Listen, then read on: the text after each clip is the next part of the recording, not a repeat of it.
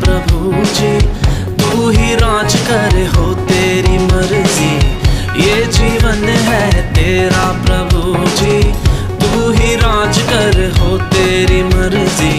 संग तेरे हम गाते जाए, आए मुसीबत मुस्कुराए। संग तेरे हम गाते जाए, आए मुसीबत मुस्कुराए। तेरे भवन में आनंद की भरपूरी है, यीशु तू संग तो जीवन में संतुष्टि है। तेरे भवन में आनंद की भरपूरी है, यीशु तू संग तो जीवन में संतुष्टि है।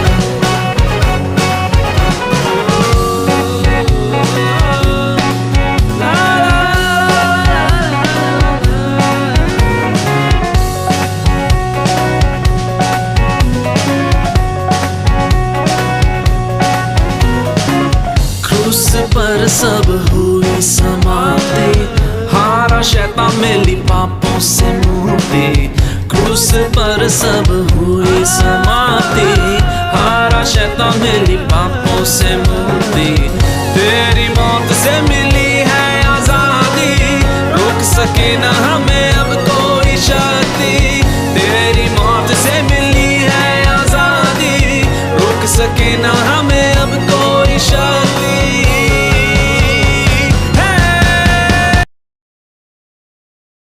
कैसा प्यार है तेरा कि ऐसा तूने है किया। तेरा प्राण दे दिया ताकि जीऊं मैं सदा। शैतान को हरा दिया, पापों को जड़ से उखाड़ दिया। मुझे घेर लिया नए गीत से, अब मैं जी उठा नई शक्ति से। पीछे नहीं मुड़ूंगा, हार नहीं मानूंगा, बढ़ता रहूंगा संग तेरे।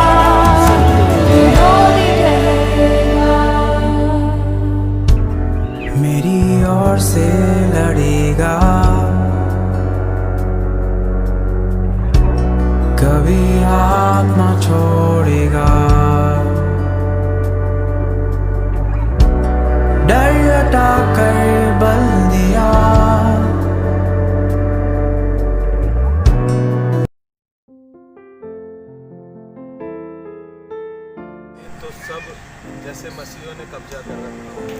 हर दिन हर पल खुदा के खादिमों ने खुदा के कलाम की मनाती करी है।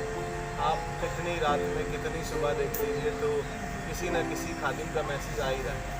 परमेश्वर ने हम लोगों को इस्तेमाल किया, बादल की कलीसिया को, और आज हम इस पार्क में बैठ के इबादत कर रहे हैं बिकॉज परमेश्वर की इच्छा थी, एक योजना थी। ये भी एक इतिहास में लिखा जाए, जब बादली का बड़ा फंक्शन होगा तब इस बात का जिक्र किया जाएगा कि एक समय आया कि हमने उस लॉकडाउन में रुके नहीं, हमने पार्क में जाके इबादत की। अच्छी बात जल्दी से आपके साथ बांटूंगा जो आपको मिलेगी।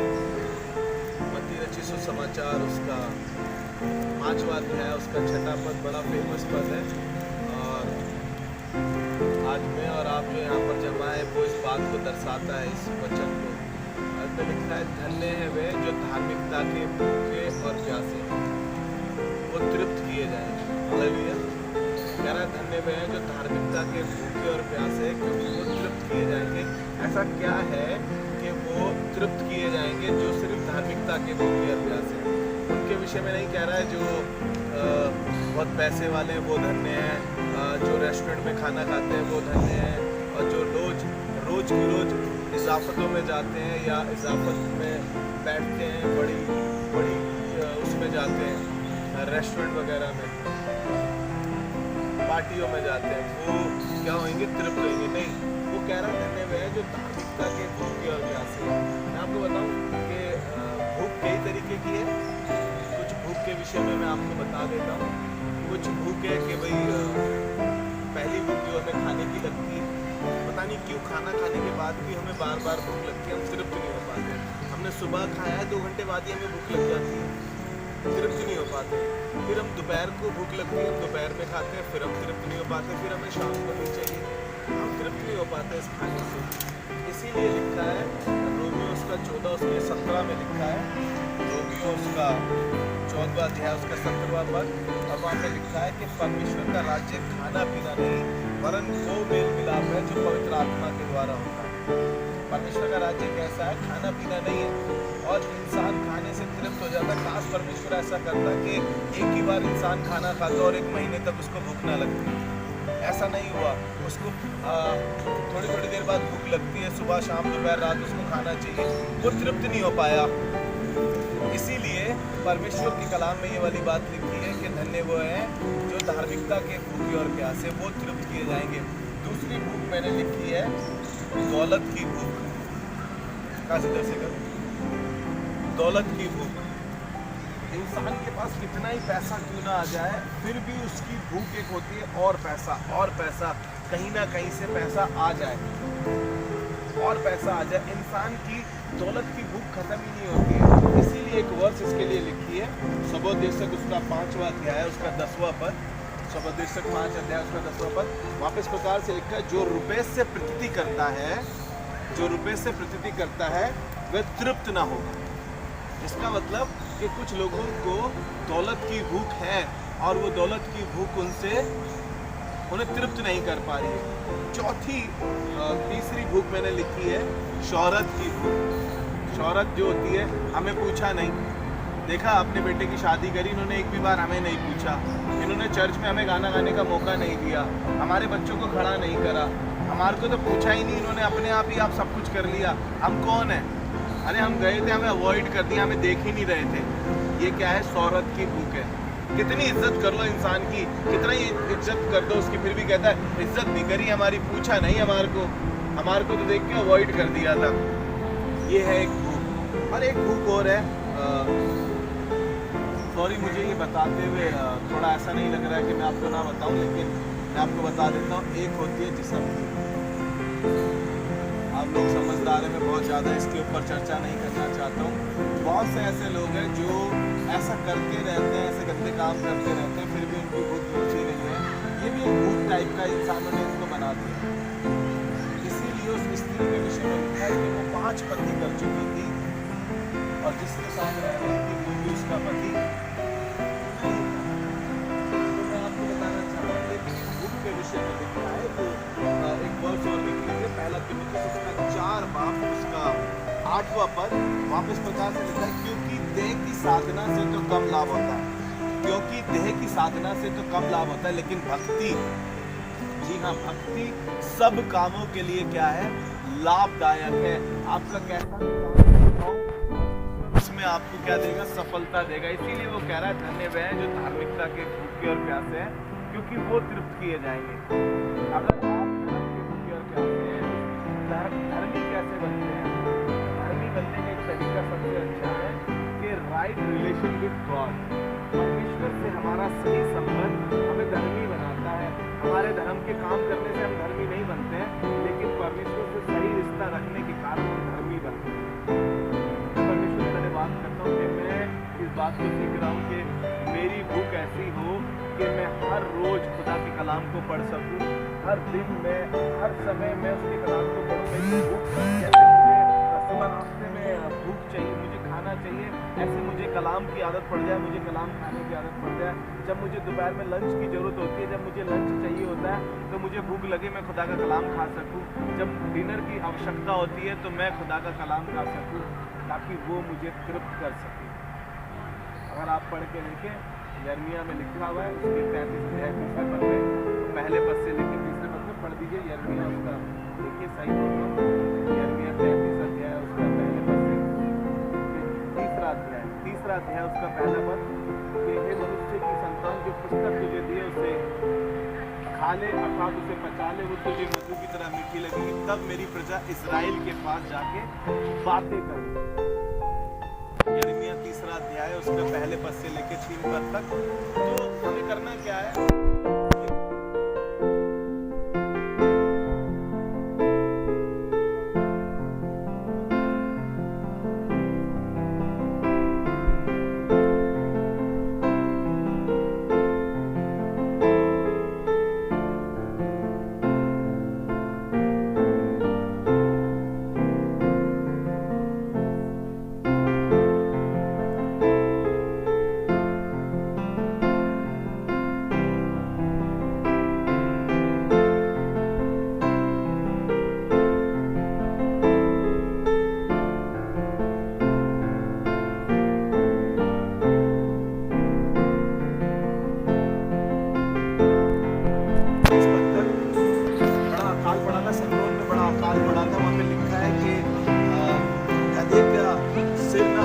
चांदी के टुकड़ों में बिकने लगा और कबूतर की मीट बिकने लगी, और यहाँ तक लिखा है कि माएँ अपने बच्चों को काट कर खाने लगी। दूसरा राजा उसका 6 अध्याय उसके 25 से लेकर 29 तक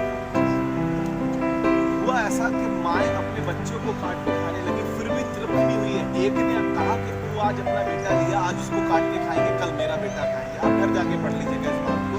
उसने कहा कल हम अपना बेटा काट के खाएंगे। उसने दूसरे दिन अपने बेटे को नहीं दिया, तो वो राजा को दुहाई देने लगी। राजा कहने लगा अगर यहोवा ना तेरी दुहाई को सुने तो मैं कहाँ से सुन सकता हूँ। उसने कहा चल बता क्या हुआ। उसने कहा कि इसने कहा था कि आज तू अपना बेटा काट ले, कल मैं अपना बेटा काटूंगी। और ऐसा हुआ कि वो खाकर तृप्त नहीं हुई, अपने बेटे को खाने के बाद भी वो लेडीज तृप्त नहीं हुई, वो दूसरे का बेटा भी खाना मांग रही थी। मैं आपको बता इसलिए रहा हूँ क्योंकि हमारी भूख आत्मिक होनी चाहिए। हमारी आत्मिक भूख से क्या होगा, हम आत्मा में मजबूत होंगे। हमारी जब आत्मिक भूख खुलेगी तो हम आत्मा में मैच्योर होंगे। जब हमारी आत्मिक भूख बढ़ेगी तो हम आत्मा में बड़े होंगे। इसलिए अभी हमारी कैसी भूख है, सांसारिक भूख है, क्या खाएंगे, कहाँ रहेंगे, क्या पिएंगे, हमारी यही भूख है बस। और बाइबल कह रही है कि अन्य जाति इन सब खोजों में रहती है, तुम्हारा स्वर्गीय पिता जानता है। मैं आपको बता इसलिए रहा हूँ कि हमारी आत्मिक भूख होनी चाहिए। अगर आप इसी का दूसरे राजा का 7वां अध्याय उसका 1 से लेके दूसरे पद तक पढ़े, यहाँ पे एलिशा ने यहाँ पे बहुत बड़ा अकाल पड़ा है। एलिशा ने यहाँ पे कहा था कि कल खुदा का खादिम इस बात को घोषणा कर रहा है कि कल यहाँ पर आसमान से मन्ना बरसेगा और इतना सस्ता सब कुछ हो जाएगा। अब वहाँ पे जो राजा था, जिसपे राजा तकिया किया करता था या राजा उसको बताया करता था, राजा का जो सेवक था उसने कहा अगर यहोवा आसमान से झरोके भी खोल दे तो भी ऐसा नहीं हो सकता। खुदा खादिम ने कहा तू देखेगा तो सही अपनी आंखों से, लेकिन उसमें से खा नहीं पाएगा। और हुआ ऐसा, अगर आप 16 पद से लेके 20 पद तक पढ़े तो अकाल पड़ा, लोग एक दूसरे के ऊपर गिरने लगे। वहाँ पे जौ बटने लगा, मैदा बटने लगा। जो चीज़ें कही थी खुदा के खादिम ने बिल्कुल वैसा ही हुआ और वो पैरों तले दब के मर गए। Praise the Lord, praise the Lord. दूसरे राजा का ही है। 16 से 20।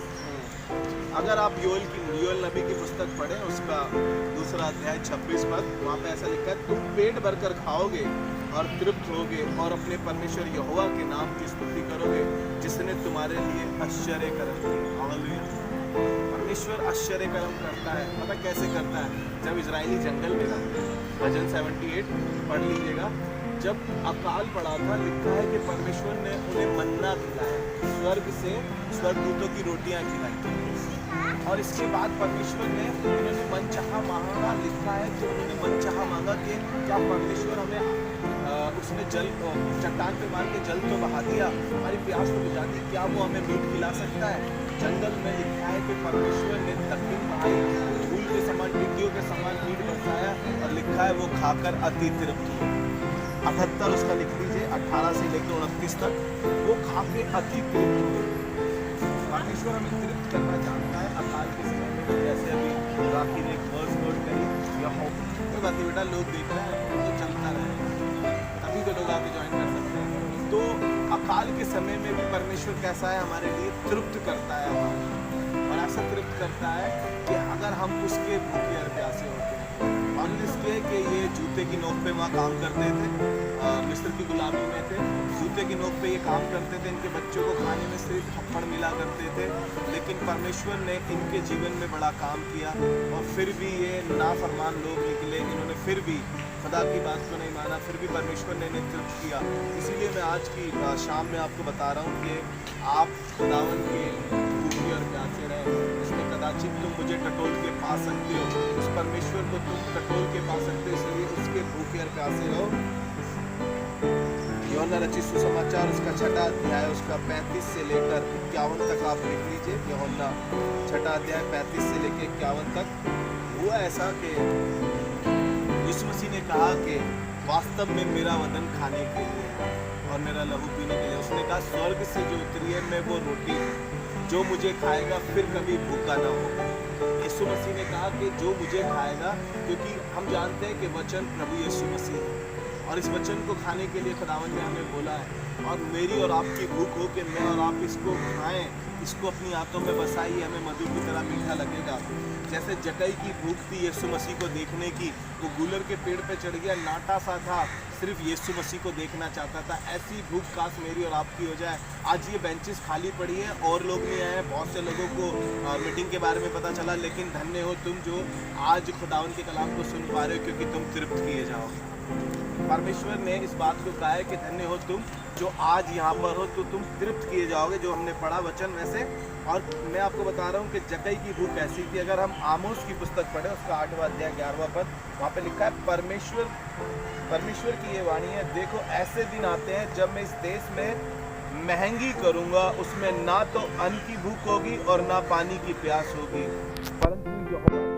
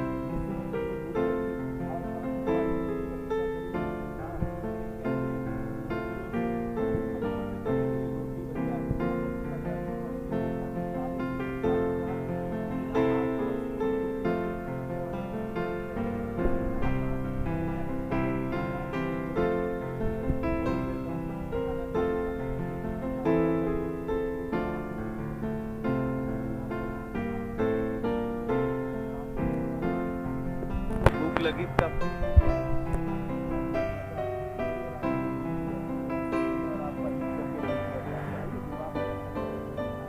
जितने लोग आज यहाँ बैठे हैं और जिन्होंने वचन सुना है, प्रभु मुझे मिलाकर हम सब की आत्मिक भूख बढ़े और हम तेरे साथ अपनी फेलोशिप को और बढ़ाएं, अपना रिश्ता तुझसे और मजबूत करें। हमारी भूख तेरे वचन की हो।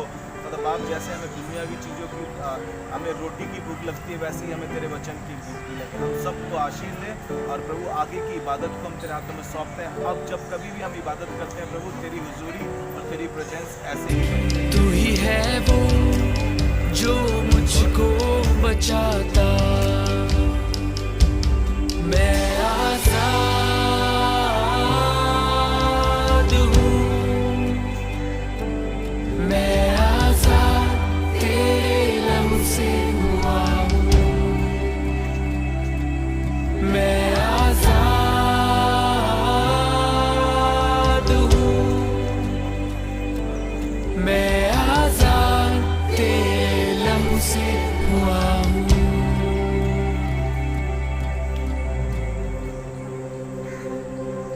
तू ही है वो जो मुझको उठाता, तू ही है वो जो मुझको चलाता, देखता हूँ